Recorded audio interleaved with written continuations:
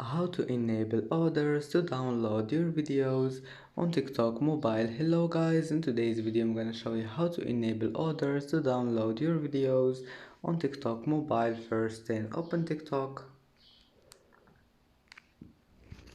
and then click profile, and now click these three lines in the top corner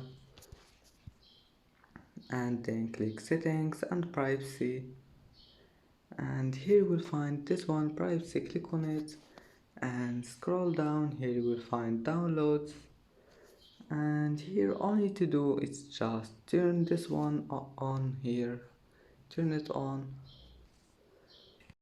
and that's it for today's video.